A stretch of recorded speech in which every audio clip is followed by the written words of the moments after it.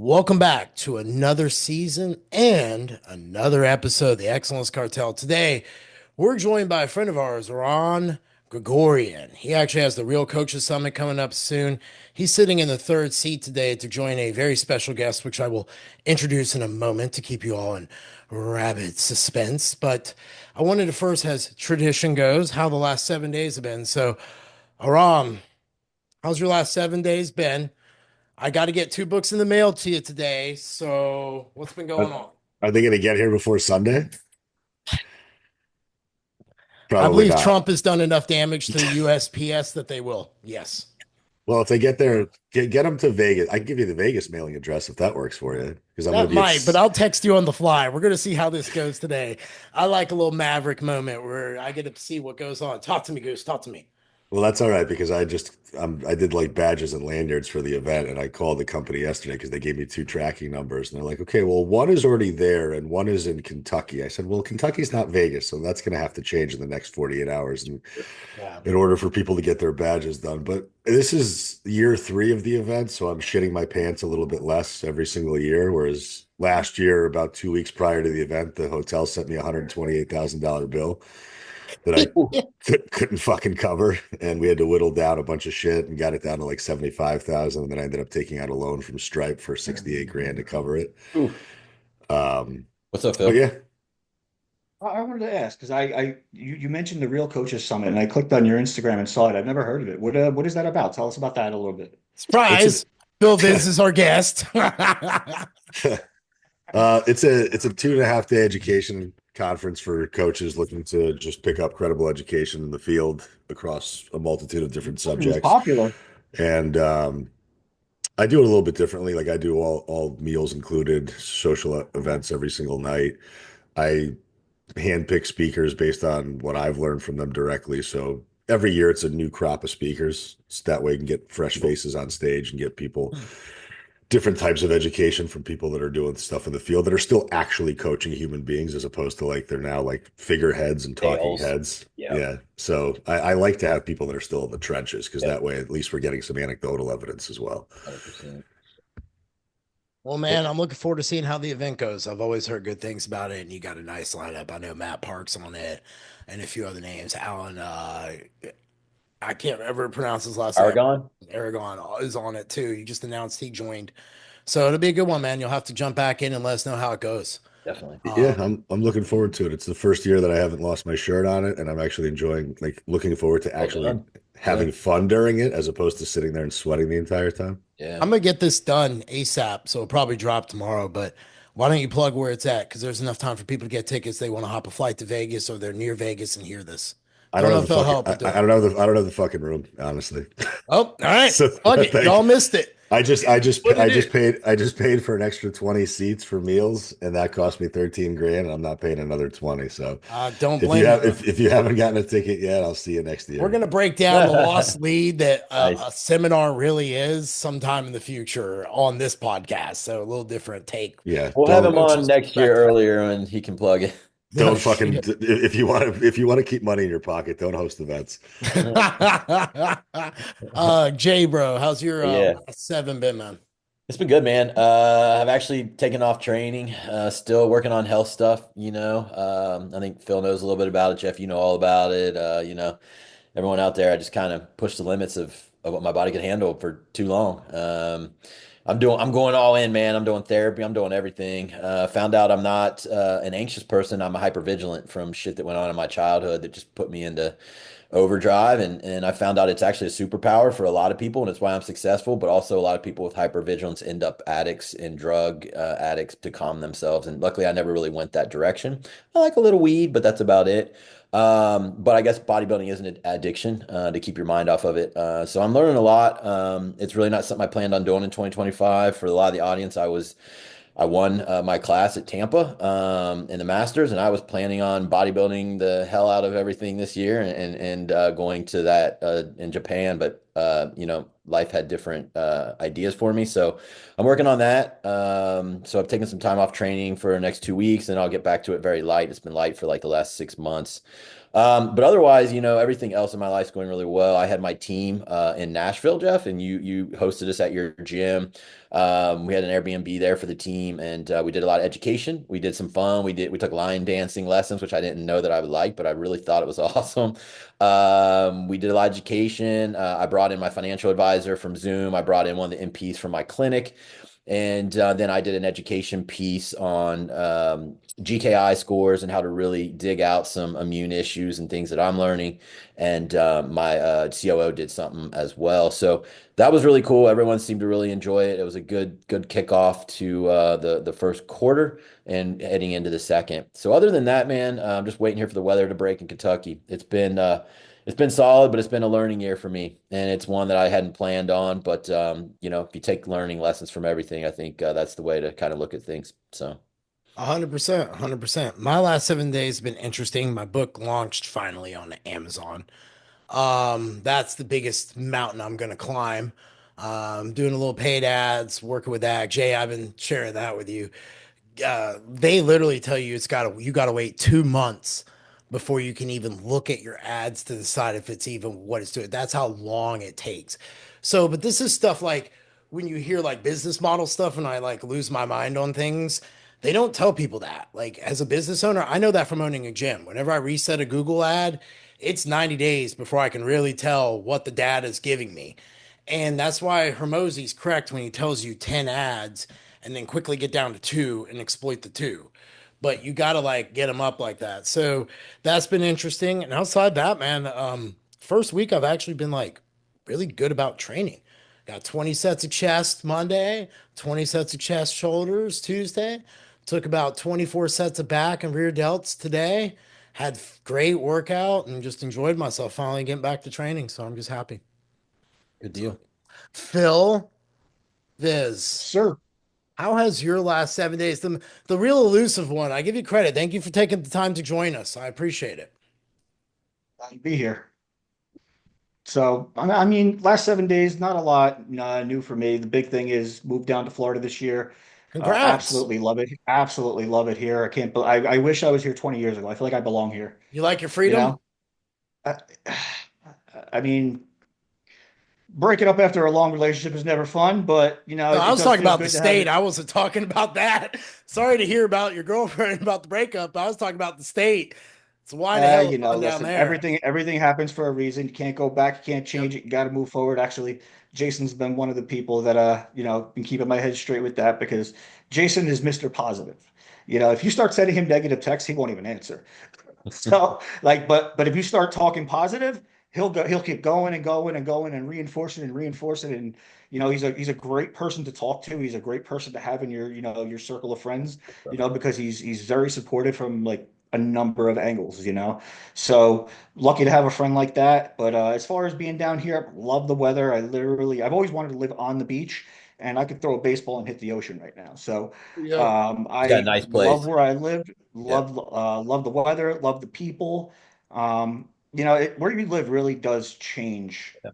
who you are and how you are. I think my career might have been different if I'd have moved down here because I noticed like whenever I would travel on business, I would become nicer. I'd become friendlier. Everybody's nice. And then I get back to New York and all of a sudden I'm a jerk off again because everybody else is. Where And in it New kind of York are just you it from, just Phil? it gets to you.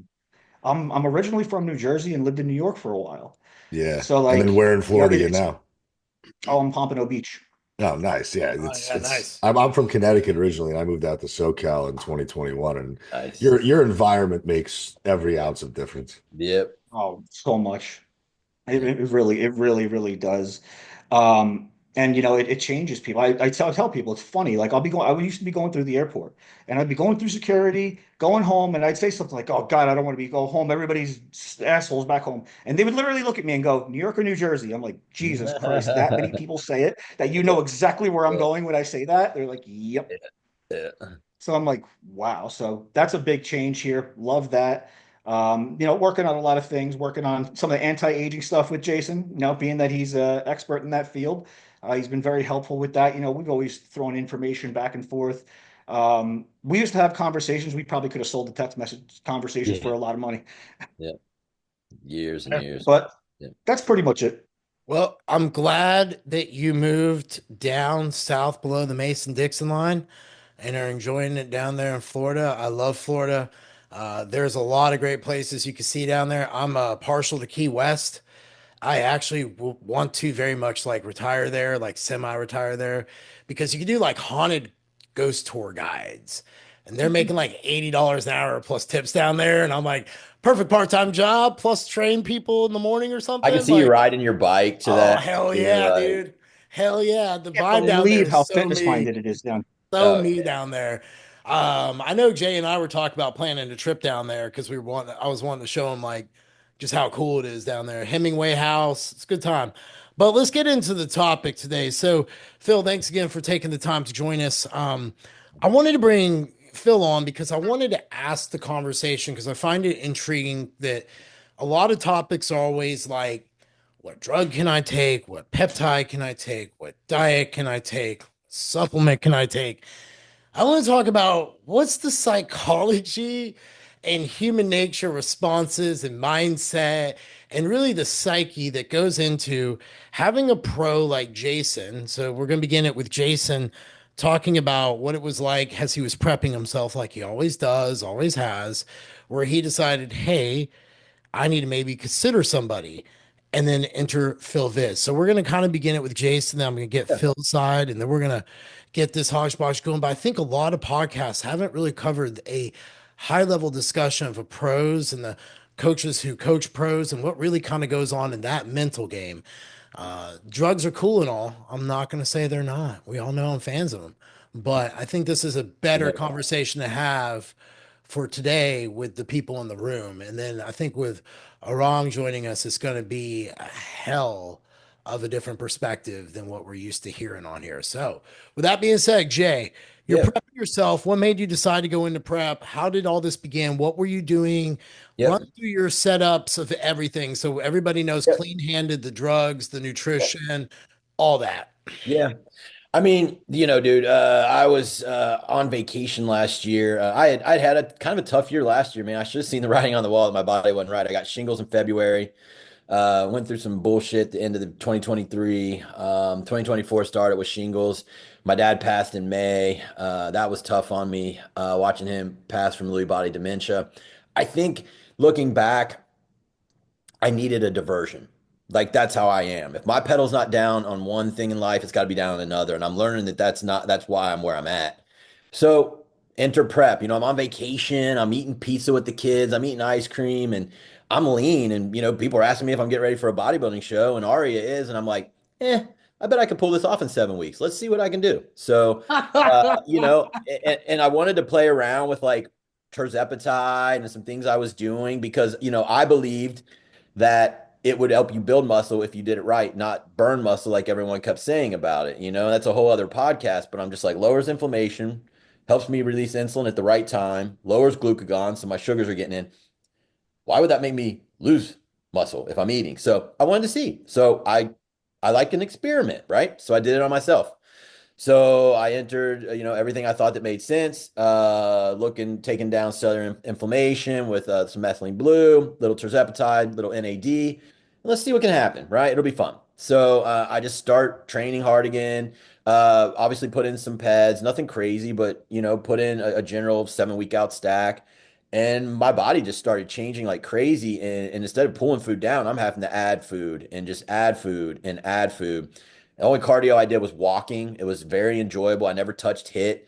I was just getting peeled at a super alarming rate. And about 4 weeks out, I was like, yeah, dude, I can do this. Like I'll be harder than I ever been in my life. So I just pushed on forward and, I wanted to see what I could do. I mean, this isn't out of my norm. In 2021, I did Tampa Pro Open with 4 weeks during a divorce because, again, I needed a diversion. And I got sixth there in the open and a 4 week prep. So this isn't something that I don't normally do. I think I just like the challenge, but I'll hop in a show just to now I'm realizing to divert my mind from other things that I probably should be dealing with. So I don't really recommend it to people. And that's probably another podcast as well. There's a lot to unpeel there.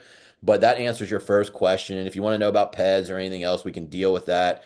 But I can dive into why I sought Phil out in a minute. But I'm going to kick it back to you if there's anything you want to unpeel there. I want to actually do want a little transparency on the what a week 7 typical stack is, considering I see a lot of what typical stacks and quotes are Yep. online, and I think to set the baseline for what the coaches and general listeners are expecting on that.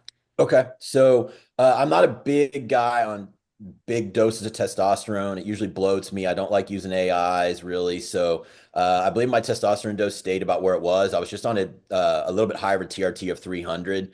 That's where I feel really good. I'm not a huge responder. Like, I was a 128-pound guy when I picked up bodybuilding, right? So like, I probably never had high T level. So on 300, that puts me around 1200. And I feel good. So anyways, I kept that base. I added Winstrol, 50 mgs a day. I added Trin at 200 mgs a week. And actually, I started slower. I think I started at 15 mgs a day because I don't do well going hard with that. I do better to do it daily and give me little micro doses right before my workout. And I've talked to coaches and they say that can't hit fast enough. I don't give a fuck what you say, it does. Like I feel it fast enough. So I like train right before I train. And maybe people can say I'm full of shit and I've had to argue that before, but I disagree. And I had mast. I love mast. I think that was at 700 or 600, somewhere around there. I rocked that in pretty much to the show. The TERS was at a half a mig, very low dose. If you know anything about tirzepatide, 2.5 mig is a standard medical dose. Methylene blue was at 20 migs. NAD was at 33 migs a day. And I was doing a little glutathione too because I'm known to have poor detox. That's why probably my day I got Lewy body dementia. He was a firefighter, very healthy man. We didn't see it coming. So I watch now a lot of my genes and everything. And that was my typical stack. I believe then going in, I pulled test. Oh, I had GH at 3 IUs. And I like a little insulin pre-workout. I do really well with it to get lean. I'm one of those guys, very ectomorphic. So I was doing 3 to 4 IUs. That's it. Um, I don't love clean. I was on 20 mics and I would do it 2 days and take 2 days off, or else it really just kind of starts to drive my anxiety. And I was getting so lean, I didn't really need anymore. I can't do Yohimbine. It makes me anxious and hate the world. And that was pretty much my stack for the 7 weeks. The final 2 weeks, I dropped test, I dropped GH. Mass stayed the same because it was plenty. In my final week, I take Winstrol up to 100 migs and go in on mass, stop the mass on about Wednesday. And that's about it. Where did you get that you decided you needed someone and another set of eyes in your Mhm. head? And Yep. why did you pick Phil? And then Phil, Yep. I'm going to start getting to you on some questions, and then Rom, get ready to go. So first and foremost, I can handle prep and I enjoy it. And so it's not that I think some people can't learn my body, but I know where I need to have the pedal at, and I know where the carbs need. I know where things need to be to get rolling quickly like that. And I don't know that other people could say, "Oh, he's only got 7 weeks and know where to really start me." Okay, so that's why I just hold it. But when I get near the show, I have a tendency to bring myself in flat on my own. Okay. I will undercarb myself. I will undernutrition myself.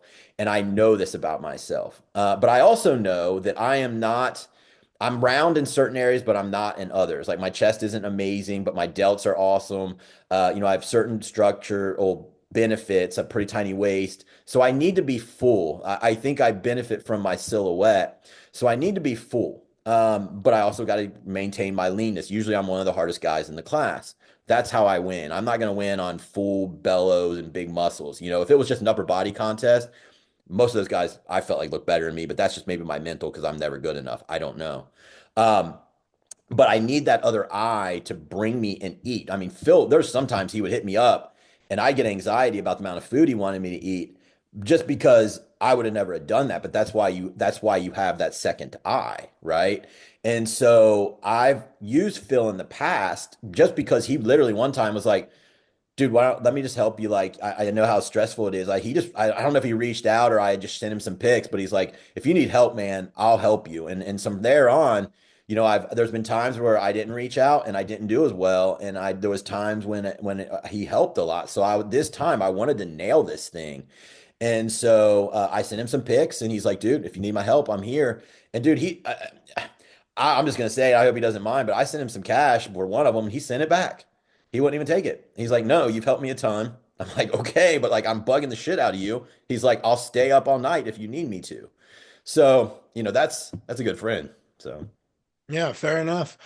All right, Phil, what's it like? And set the scene for what you're getting when Jason gives it to you. But first off, what was it like kind of knowing where Jason was at, age being a factor. He's only got so many more shots before we all have to say you can't push anymore. What was it like taking that baby and starting to run with it? I mean, dealing with Jason, it's not that hard. Now, I want to be clear for all the listeners and for everybody else. You cannot hit me up a week out and say peak me and think that it's going to go right. It's not going to happen. There's literally two people that I really am confident in co-prepping with or prepping them. One being Jason, the other being Dorian Hamilton. And the reason is because they keep a very tight lead on all of the variables and all the information that I need. If I'm like, Jason, I need to know your full weight. Boom, there it is. What I need pictures of your fullest. Boom, there it is. I need pictures of your flattest. Boom, there. Like they have all the data ready. And, my dad used to always say, great minds think alike. And I feel like educated people will tend to always agree, right? So, we know a lot of the same things. We agree on some of the same things. So he's collecting the right data. So every time I need something, I'm asking for something because realistically, you have to collect this data through prep to be able to peak somebody properly. There's no such thing as a protocol. There's no such thing as somebody giving you a peak plan or using somebody else's. It doesn't exist. You have to read what the person's body is doing through prep on refeeds, when they're flat, when they're full, how they respond, digestion, water retention, cortisol, all of these factors. And if you don't have the data collected, it's going to be very, very hard. But I tell everybody, peaking is so easy if you collect the data because you're just doing what you already know works. You're not guessing. You're not like, hey, let's try this. Jason, how many times I'll text you, I'll be like, do this, and this is what's going to happen. And Yep. that's what happens. Yeah, you Because did. I'm not guessing, like I've seen Yep. it. So collecting the data and really getting the right feedback, you normally can't trust people's feedback, but Jason's extremely educated, right? So like a client will always tell you, oh, I'm flat. Like you're not going to turn into Phil Heath if I give you 500 grams of carbs. Right. Like you're not flat. This is for you. This is full. Yep. They don't realize that. So they're always going to give you, feedback that's not that good. But with Jason, I can trust the feedback, right? And he has all the right data, so it works. So it's not that hard. We've done this many times, and I don't think we've ever missed. I mean, we've just done better versions like this past year. He looked great the first show, but then we're like, you know what? Let's see if we can do this a little bit. And we looked even better the second show, and he won. So it's like he was on the first time, but he was even more on the second time, just because we collected data, saw his body responded, but it wasn't really hard. And the fact that I know that he trusts me and he's going to listen whether you, because remember, your decisions with yourself, there's emotion involved. It's hard. I always tell people I give pretty good relationship advice, but my relationships I'm terrible with because it is like when your emotions are involved, you Yep. can't make these decisions. Now he said he always brings himself in flat. That last show, what did we do? A liter and a half before prejudging? Yeah. I think it was a leader. Who would do that? But I mean, look at how it turned out. Dry. Because what we were doing is we were doing a little bit at a time. 8 ounces, 8 ounces. They said, you got harder, do it again. Got harder, do it again. Got harder, do it again. Like just keep going until it doesn't get better. Right. And people wouldn't think to do that. People love to cut water, and yeah, that makes you come in flat because you're afraid to hold. But if you're still excreting, you're asking these questions. Are you still pissing? You're still going to the bathroom? How's your motility? How's your digestion? Yep. If you feel a little like a rock in their stomach, maybe they need some water to push that through. And it helps. A lot of times people don't realize like a person can't go to the bathroom, you give them some water, all of a sudden they went, because you need water to push, your excrement out, wherever you want to call it. But no, it's not really difficult working with Jason. He's just the fact of the matter is he knows he's got to be peeled, and he always will be. He doesn't miss that. I love the tirzepatide thing because it kind of mirrored an experiment that I did with James Hollingshead back in the day, Yeah. when James was with me in 2019. He had been last call out, I think, in most of his pro shows, and we never missed a first call out. So we made a big jump. But one of the things is he's a full-time bodybuilder, able and willing to do anything. So we were microdosing insulin before each meal just to bring blood glucose down and have our average blood glucose down lower throughout the day. And this is full on off season. Didn't change the food, didn't change anything. Got leaner and leaner and leaner. Glutes came in. He's like, let's just jump into the show in 6 weeks. And he did and took third, So, lower average blood glucose is going to get you leaner. So that's why he was able to eat more on the tirzepatide because All of it was being uptaken and utilized and partitioned properly. But his average blood glucose was sitting lower, so average insulin levels are going to be sitting lower. It's going to surge higher with the food that he eats, but it's going to drop down quicker. So he just got leaner in that way. So everything just works out pretty well. If that clarifies things. I know I tend to jump all around. Mm, mm. Ron, I just love hearing because I'm not a bodybuilding coach. I'm not in the bodybuilding space. I work with general population that's why people. I had you And join us. to me, when I listen to this stuff, I can be confident that I'm in a room full of professionals that aren't just doing this because they fucking saw it about it on YouTube or they saw it on TikTok and they decided to become bodybuilders last night. And that's the biggest problem that I'm seeing in this industry, at least in the bodybuilding space, is that people are uneducated. They're doing it because it's trendy. They're not really considering the health implications, both the physical and the mental health side of things. They're not working with qualified professionals, and they think that drugs are going to be the end all and be all of their results. And it's sad to watch because it's a lot of young people doing it now. Like I live in Southern California and I go to 3 different bodybuilding gyms, and what I see in there is atrocious. The training is subpar. It's all about who's looking at me and if my shirt's off and if the camera angle's right. And I'm 41. I grew up in the 90s where like there was fucking 20 IFBB pros in the world and there were superstars and they were larger than life individuals. And then I went to the Arnold a couple of months ago and I was fucking disgusted with what I saw because it's just so commercialized now. So when I see science-based smart practitioners like you guys, it brings faith back into the world of bodybuilding, but unfortunately, you guys are now the minority.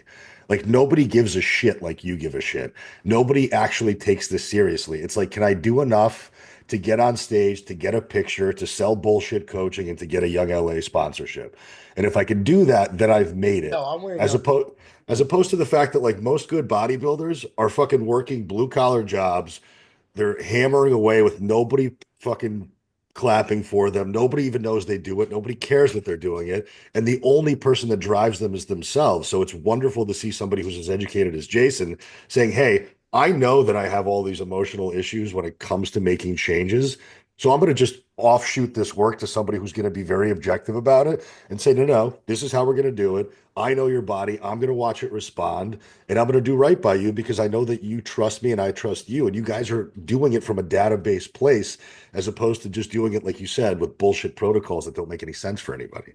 One thing Well, I'll what else? say too, sorry, Phil, just, you know, one of the reasons too I picked Phil is because Phil's like me. Like I'll give a compliment, but it's going to be because you look really good and you earned it. Like if he tells me I look good and on, like I know he's not bullshitting me because like he'll fucking nitpick my posing and every goddamn thing. And I'm like, dude, I'm so tired, but okay, I gotta retake this picture because he wants my arms a certain inch up higher in my rear bi. But all that makes a huge difference on a pro stage. Like, so it's one of those things where like I know he's going to steer me straight and he doesn't have a problem being like, yeah, this isn't right. You know what I mean? You need that person that will do that for you. I wonder how many pros say that to themselves when hiring a coach. I wonder if that's like a real conversation. My mind immediately goes to, I would dare say, that split very down the middle, that some would not want Yeah. coaches like that. Because I think you would want someone who would be more rah-rah. I think I see that a lot in the night with my younger guys. Like it's way more rah-rah and a little less of the brotherhood by suffering, uh, to put it in perspective. Phil, okay, so you get this at a week out, you know the drugs in play. What made you decide to go higher with the food, and how did you start working that and give the audience like coaches set of eyes for what you're asking for pictures, what you're trying to see evolve, what the vision of beautiful Jason looks like in his classic trunks on stage? Oh, again, it all depends on what it is we're trying to do. Everybody's going to have a different variation of their potential looks, and you want to get as close to that as possible. For a long while, the industry was just so hypercritical. Like if somebody's peak wasn't perfect, perfect, perfect, but you've got to understand, some people look better fuller with like a little tiny bit of water. Some people look better flatter, but really, really dry. Dorian Yates historically said they're like, how did you make sure you were full on stage? He's like, what are you talking about? I was always flat. He's like, I just put on extra muscle in the off season so that I could come in a little flatter and drier and out condition everybody and still have my size. He's like, I was always flat every show. He's like, I wasn't full. So, it depends on what that look is going to be that, is going to be your best look. So what we always try to do is we try to find that best balance. We know Jason's a condition guy, but we also know that if he doesn't stay full, he's going to lose some dimensional advantages, like his really round delts, and things like that. And he's got a really good V taper. And if his lats are nice and full, it's going to look good. So we want to draw the eyes where we want those eyes to go, but we can't do that if those body parts aren't where we need them to be, you know? So it's kind of a balance. But again, I never worry because Jason takes very good care of his digestion. He's very good with peptides. He's very good with maintaining his body's functionality. So like I never have to worry about, inflammation, colitis, IBS, or digestive issues or motilities. I don't have to worry about any of those things. So I know we have a pretty blank slate with that. And if there's anything that I need to make sure I don't do to set it off, we communicate. And I think that one of the reasons why it helps with him and I is because we're both pretty educated, right? So, I tend to like to explain things when I'm talking to somebody who's also educated. Like, I won't do this with clients because fact of the matter is they're probably not going to understand very much. They're going to nod their head and say, yes, we're not going to understand very much. But it's very calming when somebody starts to explain the physiological processes that we're trying to accomplish and what's going on in the body. And in your head, you're going, yeah, that makes sense because that's on par with the science. That's how the body works. That's okay. So this really does make sense. So you're very confident in it when somebody explains exactly what that mode of thought is and how the body is going to react and what's going on inside the body while you're doing it. So that'll keep you calm, and keeping stress down is major for peaking. I tell everybody, I can biohack and fix nearly anything. I cannot hack through cortisol from your brain going off. So if you don't keep calm and you don't keep your head focused and you don't stay in a good state of mind, there's nothing I can do to peak you. There's no drug I can use. There's no protocol I can do. I can't fix it.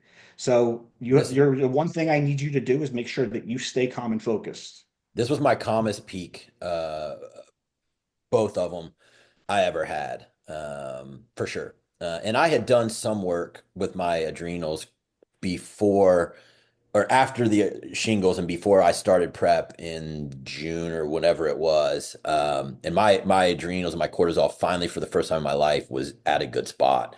And I was very calm. And it was very easy for me to, number one, do what Phil said, and number two, get him feedback. And I think because I was so calm and my inflammation was so low, most probably 95% of the directives he gave me, my body did what he had wanted it to do. Like he said, I had all taken care of all those things. So, I know like before we got on stage at Tampa, the night show, we wanted to see if we could just get a little fuller. I believe we did a little bit of insulin, a little bit of Anadrol. And dude, my body just was like, whoosh. He's like, dude, you're even harder. He's like, holy shit. And I have some pics from that. Like my back looked massive for a, Well, 180 we pound we we, we guy. dropped some we dropped some electrolyte bombs in there too. That was it. Yep. Yep. Yeah. So he had me doing a lot of new salt. The stuff don't taste amazing, but it's a quick way to get your potassium in there too. Yeah, I forgot about that. Yeah. But so I think having all those variables kind of taken care of, and he would ask me probably 4 or 5 times, like, how are you going to the bathroom? And I'm always regular and I'm good. And so all that was just moving through. So we didn't have to deal with a lot of that issue that you run into because people are stressing, and we know stress can make you burn through your carbs so damn fast. You get full for a second, and now you're gone, and now you're watering, and it's like, what the hell? And I had finally taken care of some of that stuff. So Rom, what do I you think want to what ask? I'm I well, curious. I think one of the best things that Jason said that I think anybody that's listening who's an aspiring bodybuilder needs to understand is he was ready 4 weeks out. And again, like I want to preface anything I say with the fact that I'm not a bodybuilding expert. I know enough about physiology to understand how it all works, but I would never in a million years attempt to try to peak somebody because that's just not my area of expertise. But what I understand about the human body and what I understand about the sport is if you're not ready 4 weeks out, you're not ready. Like pull the fuck out of the show. Tell your coach you're not ready. Because I see too many people push the envelope and start just doing ridiculous shit heading into shows. And all it's doing is just destroying their chances of feeling good about what their prep's going to be and how they're going to appear on stage. And a lot of times it's also the coach's fault because at some point they just want to get that person on stage. They want the notoriety. They want to bring a big team. They want to pay the largest entry fee. They want to get the judge's favoritism. And that's the other part of this thing that I see as being such a toxic part of the sport. Like I went to my first bodybuilding show ever in San Diego last year, and what I saw was horrendous. And I saw categories that shouldn't exist, like wellness, female wellness category of wives of active duty service members. Like that was, and it was one girl on stage. She was 35 pounds overweight. She had no business being on stage, period. But her coach was like, no, we have a category for it. Go and do it. And it's like, okay, I get like the idea that you guys want to like promote fitness, but this is not fitness. Like bodybuilding and fitness are two different things. Bodybuilding is a very extreme endeavor that requires the utmost level of sacrifice, discipline, and precision. It's not just like a let me give it a shot type of thing. And I've never like I would. That's why people have asked me like, are you gonna ever bodybuild? I'm like, fuck no, I don't have the discipline for it. I don't give a shit enough about it. I don't want to be on stage. I'm happy walking around at 10% body fat and being fitter than most 41-year-old guys. Yeah. But if I ever wanted to step on stage, I'll pay the amount of money that it would cost to get the best possible professional to put the best set of eyes on me because I'm not going to fuck around and take chances because this is my health.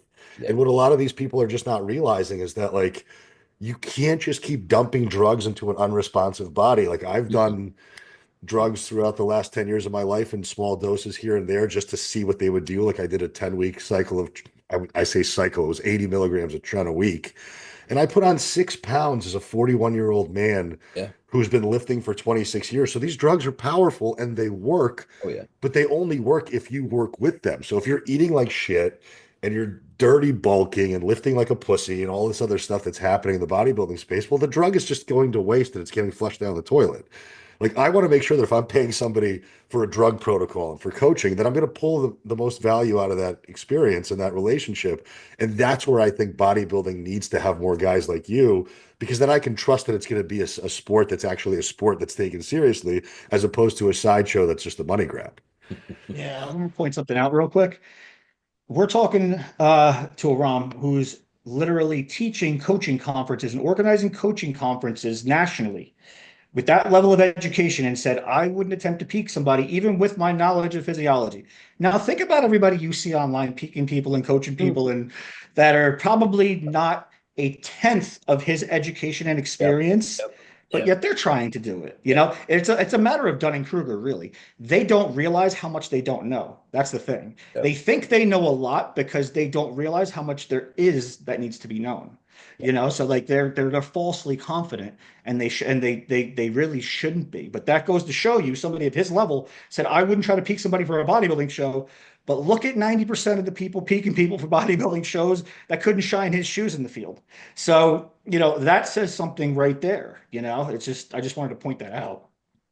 I think that you see a lot of just that like team thing. I think just there speaks to like a whole bunch of like just loneliness from people. Like, you know what I mean? And I think that that allows these teams to kind Yeah. of grow and things like that. And I'm not saying it's wrong. I'm just saying like I've seen people at the shows that I'm like, man, that person need another 8 weeks or that person need another 3 years to build a muscle. And I get it, but I feel like it was 5.5 years before I got a client from being overweight to where he actually could compete. And then he got like dealt fourth and he looked good, but he was like, he goes, well, I guess now I know where I'm at. He goes, I got to get better. And I was like, yeah, but it took him 5.5 years. And I see people like trying to do this and they'll try to hire me in 5.5 months and I'll do one session with them and they can't even do a walk and lunge. And I'm like, how? And then they would tell me they had a coach before. I'm like, get the fuck out of here. Do you know what I mean? And they would tell me their cycle. And I'd be like, oh, you can't even do a lunge right. And you're taking 200 milligrams Yep. of tren a week? Like, Definitely. what? You know? And you're eating cod 3 times a day. I feel bad for you. I did that before too. That was the old school way. Jason and I did it in like 2000. And Phil, you too, from the professional muscle days. This, you ran in as hard as you could to the day of the show, like just dying. Jason one time was piling towels on me when I missed weight at 2008 18 Nationals.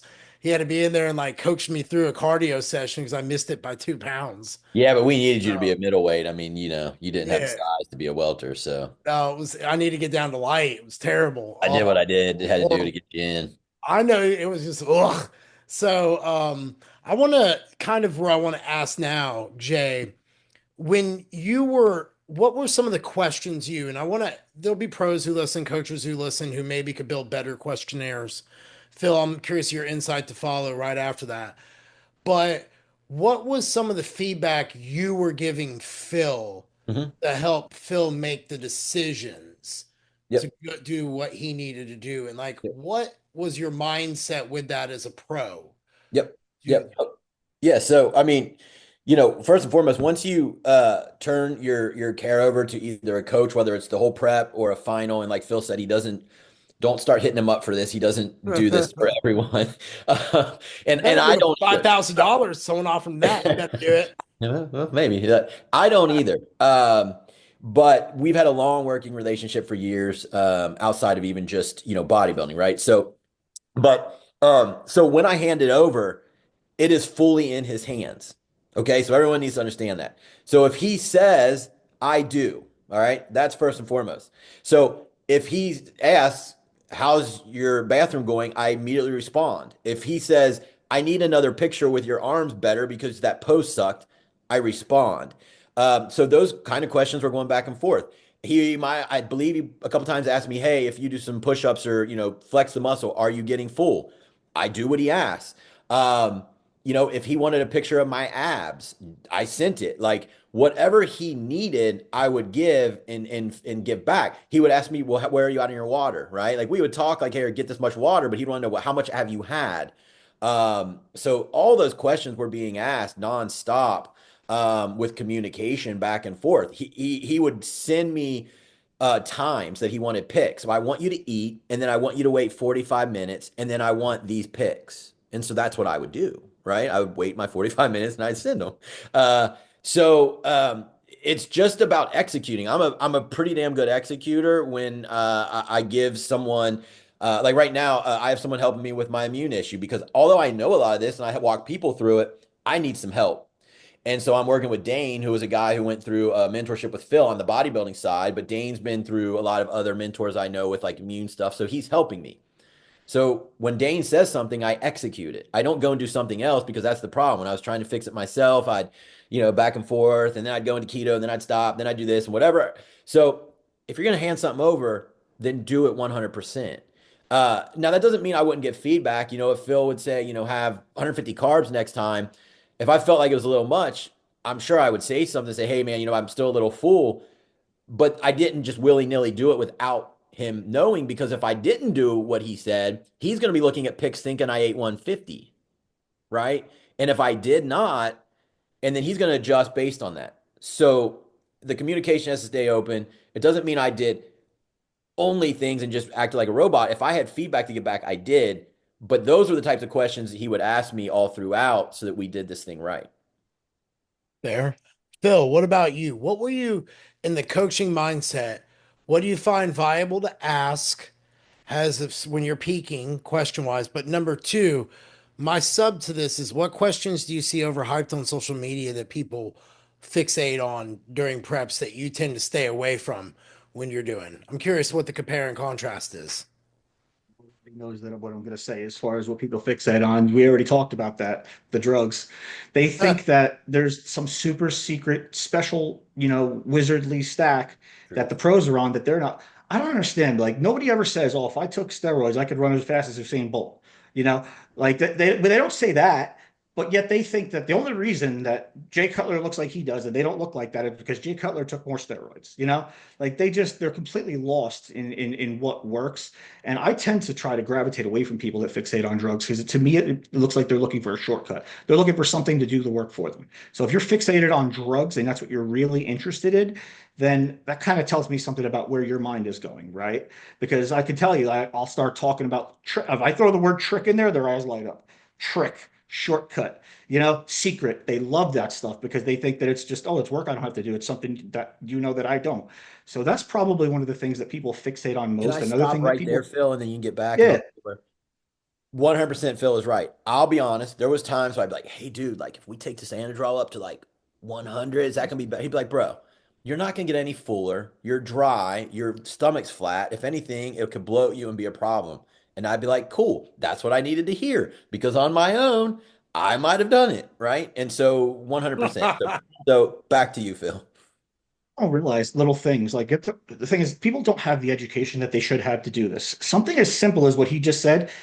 acutely stressing your liver is going to affect the way you digest. It's going to affect your ability to process and digest fats, right? It's going to affect Yep. your motility. That's going to in turn start to, cause some backup. It's going to cause Yep. digestive distress. It's going to elevate cortisol, cause water retention. It's called a cascade of events because you did something, that you thought wasn't a big deal, or you did something minor and it caused a bunch of issues.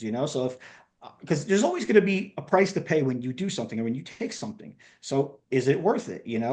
The Anadrol, at a certain point is not going to do much for you. You're not going to become Phil Heath, but you can mess up your digestion. You can give yourself a stomach ache, things like that. So we try to like gravitate away from those things. But yeah, like people tend to really try to fixate on drugs. Another thing that people really fixate on is fullness. I gotta be full. I gotta be full. Like they really think that their body is gonna like. I'll tell you right now, most people, you could take one of the biggest guys you'll find. His flat versus full, he might gain half inch on his arms. And I'm talking about a big, like 260-pound guy. Like you are not adding serious dimensions when you fill out. You're going to add shape, musculature, separation, more so hardness and like a separated look and things like that because the muscles, contract better, they get shorter, they're fuller, they're going to be able to separate better, you're going to be able to activate and fire them off better.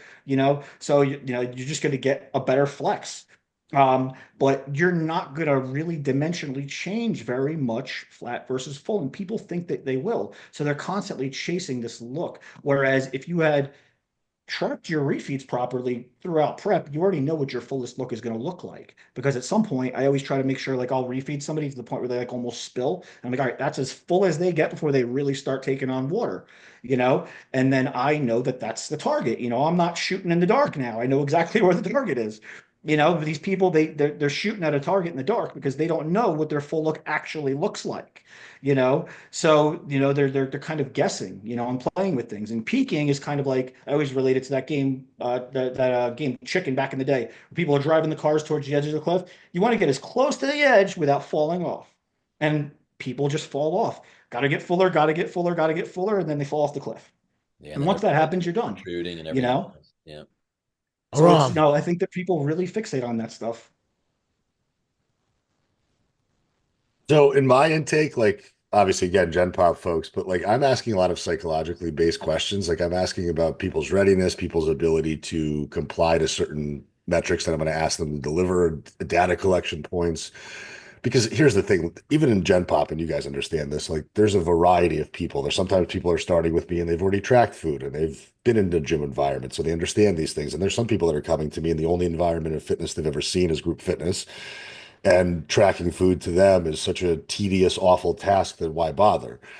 So you have to understand where people's starting points are, and that person has to respect their starting point. And I think the thing that I would probably want to ask, especially for bodybuilding purposes, would be like, what does the next year of your life look like from a work standpoint, from a relationship standpoint? And are you even ready to bite off this thing and are you ready to chew it? Because it's going to be something you're going to have to dedicate yourself to, despite your mental disposition, despite how much your work sucks, despite your relationship problems. Like Jason even said it, he's prepping during a death in the family, a breakup, a divorce, business issues. Like most people crumble under those conditions.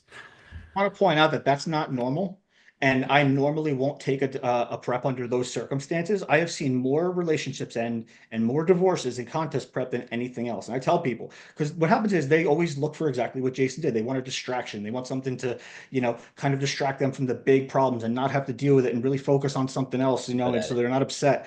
But that almost never works because, like I said, I can't hack cortisol. I can't hack your mental state, and how your body is going to respond. They're water retentive the whole damn prep because they're always stressed out. So that's very important. Again, it's very important to know what their starting point is, like you said, because it's a very bad idea to go into a prep when your life is difficult at that point in time, because this is going to be one of the hardest things you'll ever do. One point I'll point out, and Phil noted it, and I remember this specifically. He wanted to know how I was moving water, and his comment back to me was, "You have a very good renal system." And so, yeah, I had the stress. My dad passed, all those things going on. I'd had shingles. I probably shouldn't have been prepping, but he noted that like I moved water extremely well. Now, I do think the terzepatide helped some, and I do think the work that I had done to get my cortisol down worked because I literally got it down from like 25, where it had been riding high for years, down to 14, and anywhere about 10 to 15 is a really good range. So I did go into prep with a very much better adrenals than I ever had. But I remember him noting that because he wanted to know, like, okay, well, tell me how much are you removing? Like, we put all this in, how's it removing? And he's like, damn, like we put all this carbs in, hit your little insulin, and you're still moving all this really well. And he noted my renal system was very affected. I remember that comment. Badass. I have And a that's something that question. people Go ahead. You go real I quick. was just going to say for coaches and people, that's something that people don't pay attention to. That's one of the things that I really started talking about years ago that nobody had ever even thought, ever paid attention to. They're like criticizing these bodybuilders who historically got in great shape. Now they're getting on stage watery and they're like, oh, he missed his peak. Maybe he did miss his peak. How about his kidneys don't work? It doesn't matter what drug you put in your body if your body can't process it. It just makes your body work a certain way. If the machine, listen, if your car is broken, I don't care if you put rocket fuel in it, it's not going anywhere. So a lot of times, if like say I always tell this story. I had this guy hit me up, was looking phenomenal, couldn't get, was struggling getting that last bit of body fat off. He's 5 weeks out. I'm thinking this guy's gonna make me look like a hero. Get his blood work back, AST, ALT are over 400. I'm like, bro, you're not going to get peeled because your body is not processing fat properly, and your body's under a lot of stress. He's like, oh, I'm going to try it anyway, and then he pulled out. But a lot of times, like look, I hate to give names. Look at Rolly Winkler. Hmm. Historically always in very good shape. Yep. All of a sudden, holding a ton of water, you Yep. think he just forgot how to peak? Like, Yep. oops, I forgot what I used to do. Yep. Like, no, that's not what happened. And that's Agree. sorry. That's actually But when you brought that up, I remember being like, damn, yeah, you know what I mean? Like it made 100% sense. I think you threw that out there on Pro Muscle. Is where that actually I think was thrown out. Maybe I'm wrong. Um, I'm thinking might have, yeah. I do have this question. I want to ask you, Jay, and then Phil. I Yep. want you to think of yours, but Jay, from your perspective, giving you're a coach as well, what's been like difficulties you've had coaching other pros? Yeah. Like so coaches can kind of have that glimpse into it. So, Yep. and then Phil, I want to know what yours is like on that. And you guys worked great together. You guys loaded it, nailed it. But I want to talk like what you guys think about the psychology about that end of it as we wrap this up today. I first want to preface this by saying, 90% of the pros I work with, they're very humble people. They're open. They don't think they know best. But I also am not working with, the top 10 in the world. Okay. So I don't have that perspective. So I want to throw that out there right now. The pros that I've clashed with, they think they know better. And they just have I don't know if it's a chip on their shoulder or they think I'm not giving them enough attention or what it is, but that's where those relationships have gone bad. Okay. But again, 90% of mine, are humble people, and I don't really have much issue. But again, I'm not doing the top 10. A lot of those look like they coach jump a bit, and I just don't have that. Mine have been homegrown people that, probably never thought they'd be a pro, and here we are, and they've stuck by me. And if I made a mistake, I admitted it, and they praise me when I get everything right, and if we have issues, we talk about it. But the ones that have left, it just seemed like they're expecting the world. And maybe there's a little bit of an ego, like, hey, I got an IFBB title, and I should get this and this and this. Um, so that's only what I've seen. But like I said, man, most of mine are awesome, dude. They're great people to work with, and they've been with me for years. So Phil? Yeah, I kind of have the opposite experience with that. But like he said, pros tend to believe, I'm the pro. I got these. They have this ego about them already, right? And it's hard for them to let go of the reins, and it's hard for them. I know my body, and this, and that, and these types of reactions. So it's very hard for them to let somebody take over. So due to that, for the past couple of years, I've turned down any pro that's come to me simply because I didn't want to work with pros anymore. I said, listen, if I turn them pro, I'll work with you. But I'm not taking current pros. I took one because Paul Kane, was a good friend of mine for a long time, very educated. I just got tired of seeing him with his genetics not win glad you shows. did it. And I'm like, dude. And so finally we linked up. He just won Austria last year. But again, just like Jason did, he 100% let go of the reins, let me make every single decision, was humble about it, respectful. But most pros are not like that. And I just won't deal with that. We can't have two captains steering the ship. And I'm tired of dealing with it. God's honest truth, the vast majority of probably the top 20 pros right now, if they came to me, I'd tell them no. Simply, I know it would make me money. I know it gave me exposure, but that's not worth the, the stress and the difficulty of what I'm going to deal with, or the potential that they're not going to listen to me and show up looking wrong, and then I'm going to get blamed for it. Pros are difficult to deal with. The vast majority of the pros that I've worked with have all reached their career high at that point with me, and then some of them left, and I even ended up dropping one. Yeah. So like, it's like, imagine leaving your coach after they just had you do the best you've ever done, right? I Yeah. mean, I just had somebody win the Junior I USA can this think year of to a do that. few. I'm not naming names, but I can think of a few, Phil, that did that to you, and I'm just like, dude, that guy looked the best ever. Like, so Phil ain't just saying it. Like, I've seen it happen. And I'm like, what the fuck? Yeah, we've pulled some surprising things in the past that people didn't expect because I wasn't necessarily getting like the top tier pro, but Yeah, then they like weren't. for example, I could say like Phil Klahar, for example, I was didn't want to drop a 47 years name, old. but I, yeah, Nobody thought he was gonna, nope. contend for anything, and then arguably was toe to toe with Ian at Tampa that year, and a lot of people thought that he should have won. I mean, I remember when they turned to the back, everybody stopped cheering because Phil was winning those shots by a good margin, So, it is what it is, it's opinionated, whatever the judges think. But like, nobody even expected that, right? He was actually given to me by another coach who just didn't have time for him anymore, So like nobody was expecting I that, think it was and 46. then you Like, he do was my that. age at the time when that happened, I think 47, 46. So it wasn't like he was a young pup either. No, he's 47 years old There you go. Yeah. and damn near beat a top 10 Olympian right after the guy was top 10. Yep. And then the next weekend almost beat him again, like it was very close. Ian's a phenomenal bodybuilder, obviously, but it was very, very close and nobody expected that. But then imagine leaving your coach after that. I think it was because I posted something about Trump or whatnot, but, um, but whatever it is. But the fact of the matter is, this is how these pros are. They're very finicky. They're very difficult to deal with. It's like babysitting. They never want to pay, and it's just too much of a headache to deal with. So to me, it's just not worth it. Like I would really have to know the person, sit down with them, talk to them, and get a feeling like they're going to be humble. They're going to listen. They're going to do exactly what they're told. And if I get any inclination whatsoever that that's not the case, I'm not doing it. Yeah. I Yeah. remember I tagged you in a post and gave you credit for the peaking me, and you posted, and you're like, that doesn't mean I'm taking pros when you should. Yeah, definitely not. Well, I remember when I first got in the industry. Yeah, I think it was a young buck in me. I was 24. Yeah. And I was wanting to be, the next Hani. And I ended up getting a bunch of women who needed to lose weight and feel good in the lingerie. So I can say after talking to Jason and hearing stuff and then other interviews I've done, and then Phil, your insight there just kind of brings back the fresh reality of like, I like my gym pop people. I love the simplicity of what I'm helping them solve problem wise. That's really making an impact on their life because, I could imagine prepping a pro. I would say no, I'm not qualified.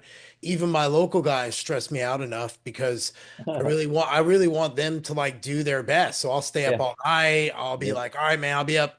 I'm up Saturday morning anyway at 3 a.m. I get to do my cardio, just start sending me pics, and kind of that kind of stuff. So I get it, man. We're all committed and all that. I think sometimes from a coaching perspective, we don't really know what goes on, what the pros are thinking. So Jason kind of gave like a setup of where he was, why he did what he did, all that.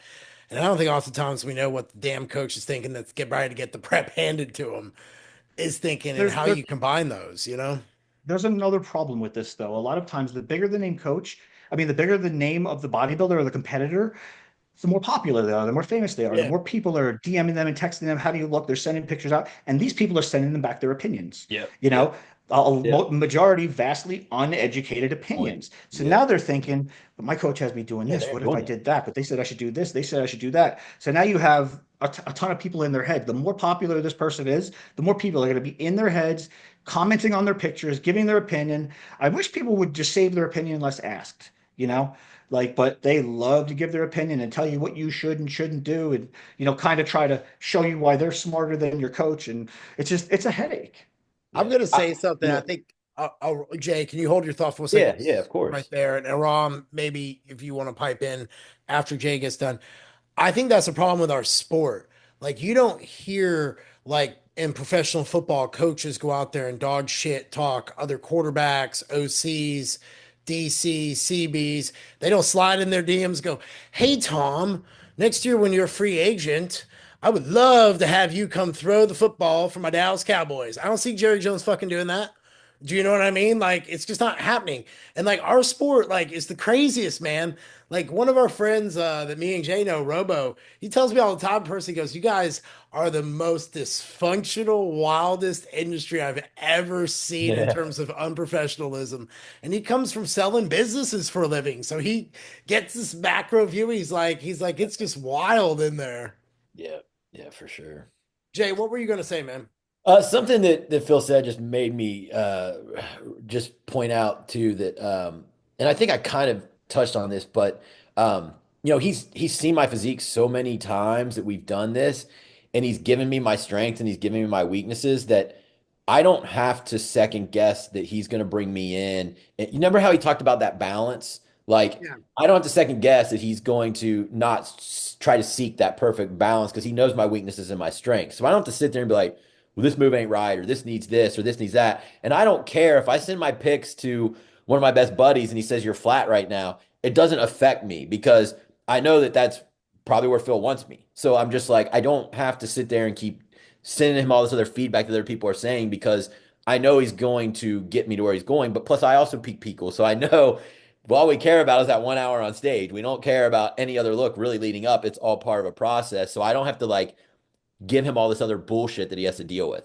So Well, Phil, just so you know, whenever Jason was text me pics and he let me know that you were prepping them, all my responses were, "Wow, look great. yeah, Wow, I yeah, love your ass. That looks yeah. so striated. Oh God, yeah." You're ready, Tiger. Uh, Go get him. yeah, I was like, "Go get him, He Tiger." was great. Like shit. I'm rooting for you, buddy. That was all I said. It's great working with somebody like him because like he was looking great and we could have got on stage like that. And we're like, let's try to make it a little bit better. And then it got better. And we're like, you know what? Let's try to make it a little bit better. Yeah, And like we were playing with that edge, but the thing is, I know what I'm doing. I know Jason's body pretty well, and I know Jason is going to execute to the gram of whatever I tell him. If I tell him eat at 401, he's not eating at 402, you know? So I know that I can get closer to that edge because he's super accurate with every bit of instruction, whereas I would not recommend that with clients. yeah, I agree with you. Aram, as we wrap this up, what did we not cover that you think someone from your lens Ooh, yeah. would find interesting or would want to know with these two coaches who actually have professional experience in this wild, wild west thing known as bodybuilding and physique enhancement? I think it's really encouraging to see the level of humility that's being displayed here. And, these are, like I said, like I'm not going to keep blowing smoke up both of your asses, but you guys are fucking smart and you know what you're doing. But there's still a lot of things and areas that you won't touch because of certain levels of standards, values, and principles that you have. And I think that's the biggest void in the coaching industry today is that, and I don't know if it's an age thing, it might be. You fucking hand out towels for $8 an hour like I did at Equinox for a year and a half. You'll realize very quickly that you're very small on the totem pole and you don't matter. But now it's like, it's about followers, it's about views, and it's about likes. It's not about what you know, it's not about your experience anymore. And that's the part of this industry that I loathe and that I'm trying to single-handedly do something about by having this conference. But the level of humility that's been displayed here today is what every coach that's listening to this needs to extract. Because if you don't have that level of humility, you're going to be on the chopping block very, very soon. If you're not continuously seeking education, if you're not continuously seeking mentorship from people that are further down the road than you are, if you ever think you're always right, and if you refuse to be in rooms where you're not the most important person, then you're doing it the wrong way. Like I host a conference that brings in 280 people. I don't even fucking speak at the conference. You know what I mean? I go to conferences 3 or 4 times a Yeah, year. same, yeah. I ask people for their advice. Like I ended up talking to Jeff for an hour a while back because I wanted to understand the depths of intermittent fasting and keto that a book wouldn't teach me. And I just don't think there's enough coaches that are investing in that level of self-development. And what that's doing is it's making our industry lose credibility by the minute because of like if you're dealing with Gen Pop people, you're the front line of healthcare, and you need to take that very seriously because we're going to do things for our clients that their doctors can't do and their psychiatrists can't do because they're not going to have enough touch points to fix these problems, but we do. And if you're doing this on the bodybuilding side of things, you're playing with fire at such an alarming rate that whatever it's going to cost you and whatever you have to exhaust as a resource to get it done, don't cheap out on it. Like, don't go and buy the Honda coach when you know that there's a Ferrari coach out there, Yeah. because the Ferrari coach is going to save you a hell of a lot of money downwind of all the money you're going to have to spend to repair all of your health and mental health issues if you do it the wrong way. So if there's any message that gets pulled away out of this conversation, It's is that these are some of the best in the business, and even they're telling you that they don't do it all and know it all. And if you think that that's you, then you're in the wrong industry. You know what? Like, to your point, that I think goes hand in hand.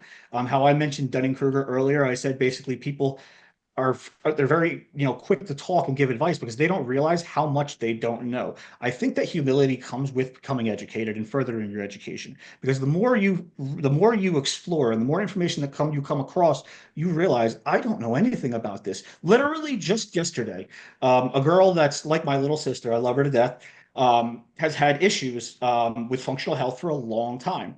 So we're talking finally. I'm like, you know what? Let me text somebody for you. I text Jason right away. Jason responds like that. We set up a meeting, we set up an appointment. She asks me another question. I said, why would I answer that? I'm like, I just handed you to the expert. Like, anything that would come out of me now is so much farther down the totem pole.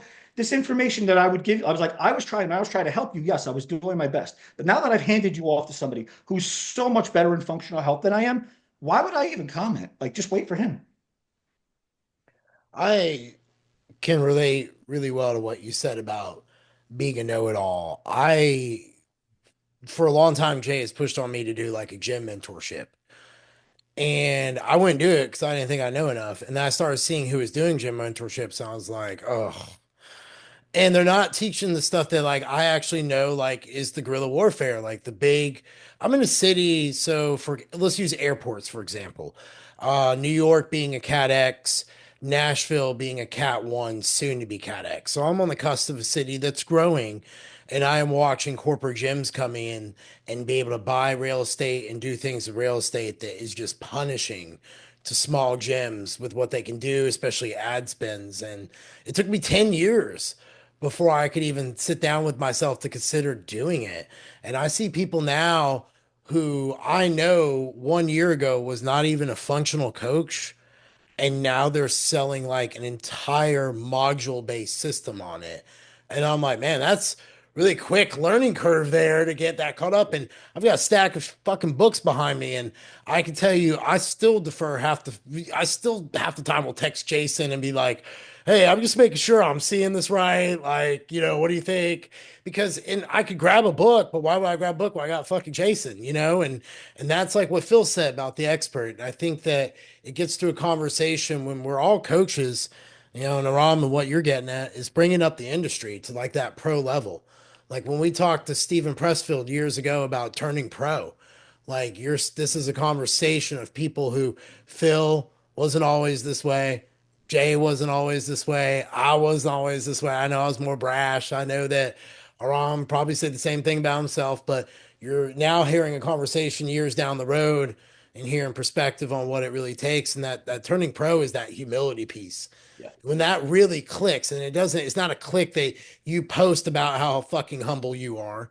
You live it and people recognize it, and it's just an unspoken thing they know about you. And I really appreciate the conversation today, guys. I thought it was good. It was different than what you always hear. Everybody fixates on the drugs, and I Jeff, didn't want that. Jeff, I'm glad to hear that you kind of announced that public, because now you got to do it.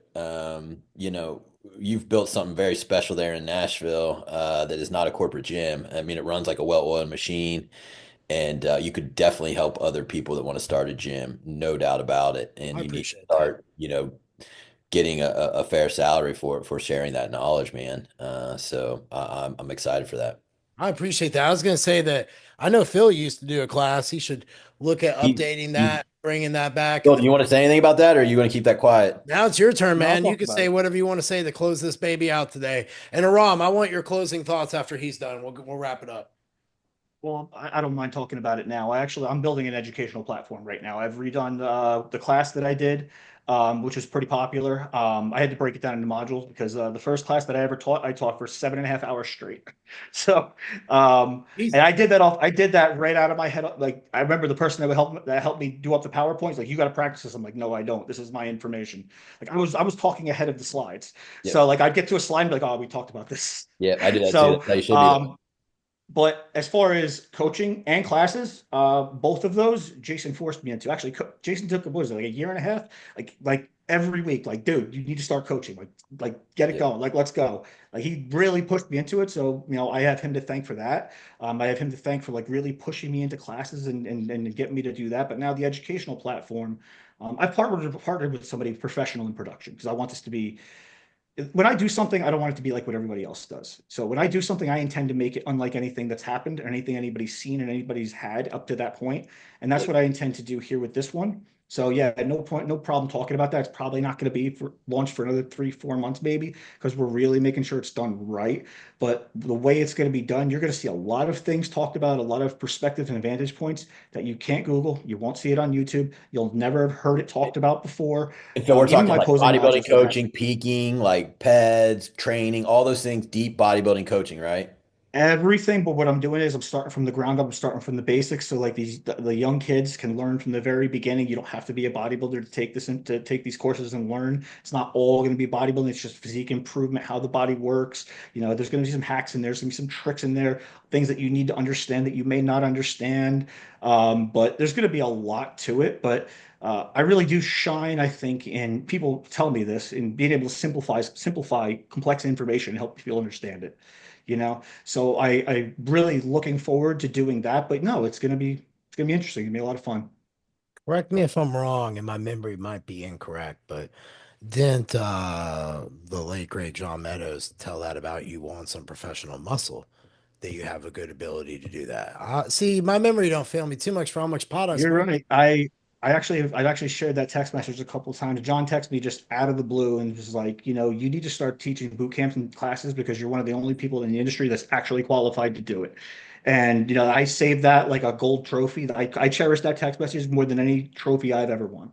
Because that means that much more to me, especially coming from him. And miss him to death. He was a mentor of mine, close friend of mine. But yeah, when somebody like that says something like that to you, it means something, Yeah. and I plan to make it mean something. All right. I thought I remember it wrong. Well, Close us out. that's the kind of stuff that's exciting in this industry. Like I hear about these courses and continuing education opportunities that arise. And even as somebody who has 15 years in this industry, like I'm not done yet. I don't know it all. There's still I most of the time, again, in Gen Pop, calories, macros, sets, reps will fix most problems. But there's going to be a point at which point the individual stops responding to that stuff. And when you don't have any more answers for them, you either have to have the wherewithal to pass them off to somebody who does. And that's why the referral network is an amazing thing to have. And these types of connections are good to have because if I can't solve the problem, I'm not going to keep taking somebody's money and saying, no, no, no, you're just not complying to your macros, Miss Yeah. Jones. Like, no, we're going to pass that off to somebody who's got more functional space and functional health education to be able to solve these deeper problems. And the other thing is these education opportunities exist and they're not easy to vet. This is the problem, right? Like Yeah. for as much as we've gained knowledge about Phil today, like until I take his course, I have no fucking clue how good he is. I have no clue how good he delivers information. And that might cost me a couple $1,000. And if I make a mistake and I get into something that's more rudimentary than I needed, then it's not his fault. It's my fault. I got to go and ask him questions about what I can expect from his course as opposed to just going online and buying it blindly. So I think one of the messages that I want to leave your audience with, Jeff, is be an educated consumer about everything you see and pursue and ask questions. Because if you're talking to good professionals, they're going to reveal what they're going to be selling you because they Right. don't they want it they have a level of integrity and transparency that others don't have. If you see a velvet rope around it and you see a lot of different paywalls around stuff and no answers being given, then stay the fuck away from those people. I agree with you 100%. Guys, you have anything else you want to say before we say goodbye? No, it's been a great conversation. I've enjoyed it. Yeah, That's no, I thought it was good. It was a little bit of therapy, I think, for everybody yeah. on what it is because you could tell like it was an emotional conversation. Like because that's what prep really is. It's a lot of emotions pulled together. So I thought you two did a great job, and thanks, Ron, for joining us and giving a different perspective and view, because that's always helpful for our audience. And Phil, I know you don't come on many podcasts, so I really appreciate you joining ours. Where can everybody find you, not hire you, and buy your class?